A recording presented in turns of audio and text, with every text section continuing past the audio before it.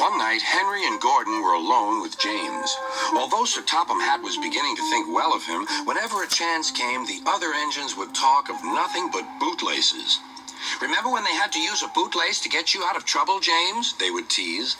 James tried to get back by talking about Henry, who got shut up in a tunnel, and Gordon, who got stuck on a hill, but they wouldn't listen.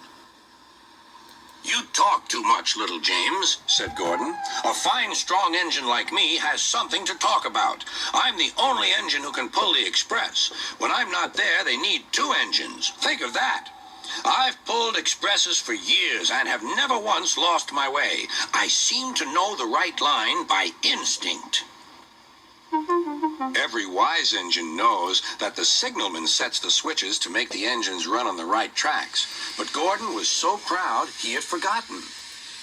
"Wake up, James," said Gordon next morning. "It's time for the express. What are you doing? Odd jobs? Ah, well, we all have to begin somewhere, don't we? Run along and get my coaches. Don't be late." James went to get Gordon's coaches. They were all shining with new paint. He was careful not to bump them, and they followed him smoothly into the station, singing happily, "We're going away! We're going away!" "I wish I were going with you," said James. "I should love to pull the express and go flying along the line." Gordon, with much noise and blowing of steam, got ready to back onto the train.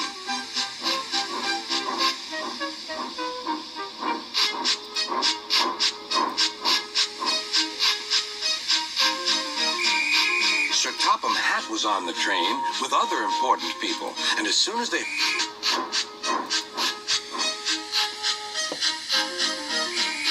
Sir Topham Hatt was on the train with other important people, and as soon as they heard the...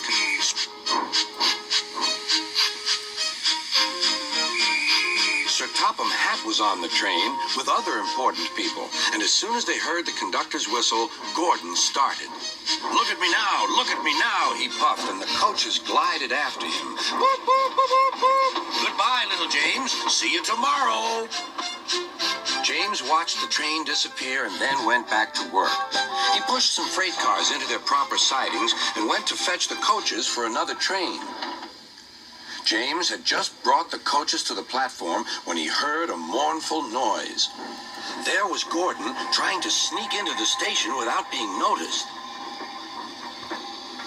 "Hello, Gordon. Is it tomorrow?" Noise. There was Gordon trying to sneak into the station without being noticed.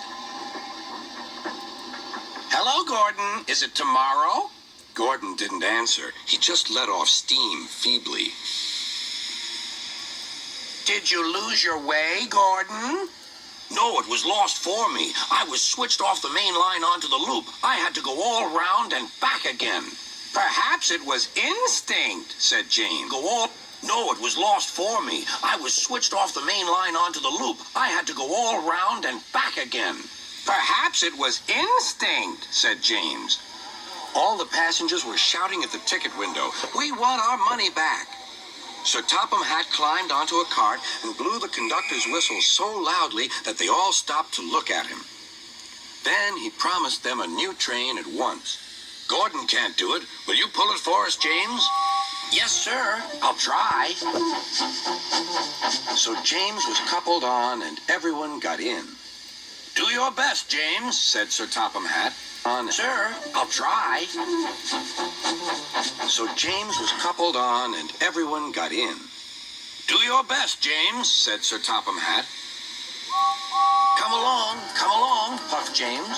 "You're pulling us well, you're pulling us well," sang the coaches. "Hurry, hurry, hurry," puffed James.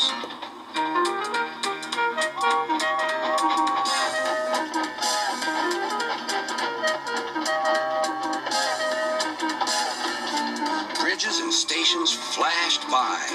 The passengers cheered, and they soon reached the station. Everyone said thank you to James, and Sir Topham Hatt was very impressed. "Well done. Would you like to pull the express sometimes?" "Yes, please," answered James. Next day, when James came by, Gordon was pushing freight cars. I like some quiet work for a change, he said. I'm teaching these cars manners. You did well with those coaches, I hear. Good, we'll show them. And he gave his cars some quiet work for a change, he said. I'm teaching these cars manners. You did well with those coaches, I hear. Good, we'll show them. And he gave his cars a bump. James and Gordon are now good friends. James sometimes takes the express to give Gordon a rest. Gordon never talks about bootlaces, and they're both quite agreed on the subject of freight cars.